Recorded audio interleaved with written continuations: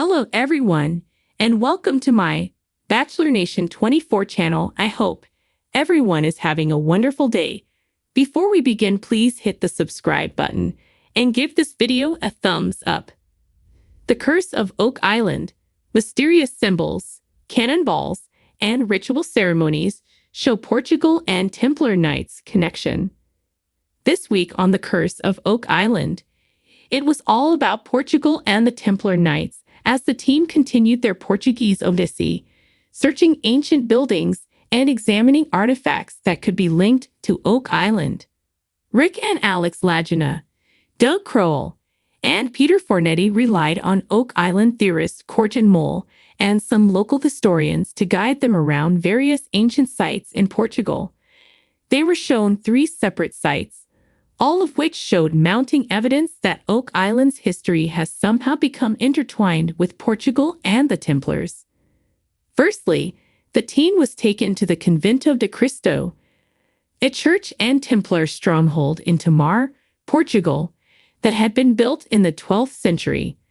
This massive complex was packed full of exciting stuff, but Corjan was most interested in the aqueduct drainage system, which he believed was an inspiration to whoever constructed the finger drains at Smith's Cove. This link might be construed as a bit tenuous, but Corjan had more. On the now faded original church gate, there was an engraving of a cross surrounded by 4 dots, just like a symbol found on the HO stone on Oak Island. The HO stone is a fragment of a boulder on Oak Island that is thought to have marked the treasure's whereabouts, but was accidentally blown up in 1921. Last week, the guys encountered another O-shaped symbol with a dot in the center, which also appears on the HO stone. The team then traveled to a military museum in Lisbon. They were armed with replicas of the 2 mini cannonballs found on Oak Island and wanted to see if the museum's armory could match the cannonballs to one of their cannons. 2 museum employees immediately confirmed that the 2 cannonballs were Portuguese in origin. In a previous episode, a chemical expert had already told the guys that the ball's composition indicated a Portuguese origin. The guys found the exact cannon type, and Alex inserted the ball to confirm they had the right style of weapon. The cannon was from the 14th/15th centuries and was mostly mounted on the deck of a ship. But crucially, the museum experts said the gun could be easily removed and brought onto an island.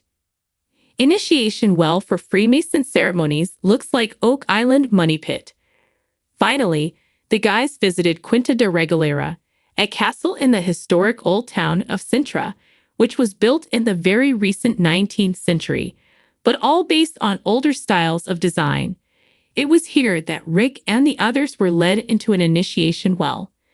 This structure was reportedly built so the castle's owner, a Freemason called Carvalho Montero, could conduct initiation ceremonies related to Old Templar and Freemason rituals. Dell was fascinated by how the well seemed to match the size and design of the description of the original money pit. Back on Oak Island, the guys find a suspected road. Meanwhile, back on Oak Island, the remaining members of the team haven't been sitting around idle. Marty Lagina managed to obtain permission to excavate Lot 15 to follow up on the ground-penetrating radar scan conducted by Alex earlier this year. At that time, Alex concluded that he had found an extension to the cobblestone road found in the swamp. Marty borrowed Billy Gerhardt's digger and got to work almost immediately uncovering a lot of cobblestones, which had clearly been placed there by human hands. They concluded that it could be a continuation of the stone road, but would need further investigation. In the latest chapter of The Curse of Oak Island, the intrepid treasure hunters find themselves at the intersection of history, myth, and an ever-deepening mystery. The dawn breaks over the mist-shrouded island, casting long shadows over the team as they prepare for another day of discovery. Little do they know, the clues they uncover today will not only bring them closer to the elusive treasure but also connect them to the enigmatic Templar Knights and the distant shores of Portugal. The sun's first rays illuminate the money pit, the infamous focal point of the island's mysteries. As the team gathers, Marty Lagina's eyes glisten with a mix of determination and curiosity. Today, we're following the trail of some mysterious symbols, he announces. These symbols, recently uncovered on a stone slab near the swamp, have baffled the team. They resemble ancient runes, but carry an air of secrecy, as if guarding an ancient tale. As Rick Lagina and Gary Drayton begin their meticulous search around the swamp, their metal detectors beep in harmony, almost as if they are orchestrating a symphony of suspense. The beeping grows more frequent until Gary's detector emits a high-pitched tone. "I think we've got something, mate," Gary exclaims. Together, they dig into the damp earth, uncovering a weathered cannonball, its surface etched with age-old symbols. This discovery sets the team's hearts racing. A cannonball on Oak Island hints at maritime battles, but the symbols carved into it suggest something more profound. They bear a striking resemblance to the symbols on the stone slab, hinting at a connection between these artifacts. Could these be the marks of the Templar Knights, rumored to have buried their treasure on this island? The team gathers in the war room, poring over the cannonball and the stone slab. Jack Begley, always keen on historical connections, brings out an old manuscript depicting Templar symbols and ceremonial rites. The resemblance is uncanny. These symbols, Jack muses, they're not just random. They're part of a larger narrative, possibly a Templar code. The mention of the Templar Knights sends a shiver down the spine of everyone in the room. Legends of the Templars' secret rituals and hidden treasures have fascinated historians and treasure hunters for centuries. Could Oak Island be the final resting place of these enigmatic knights' most coveted treasures? To dig deeper into this theory, the team reaches out to Dr. Ana Maria, a historian specializing in Templar lore and Portuguese maritime history. Her presence brings a scholarly aura to the island's rough-hewn mystery. Dr. Ana Maria examines the artifacts with an expert eye, tracing her fingers over the cannonball's etchings. These symbols, she explains, are reminiscent of those used by the Templars during their secret ceremonies. They often incorporated geometric patterns and coded messages. This cannonball might have been part of a ritual, perhaps a marker of some sort. Her analysis sends the team's minds racing. If the Templars were here, they likely left more than just symbols and cannonballs. They might have left a trail leading to their treasure.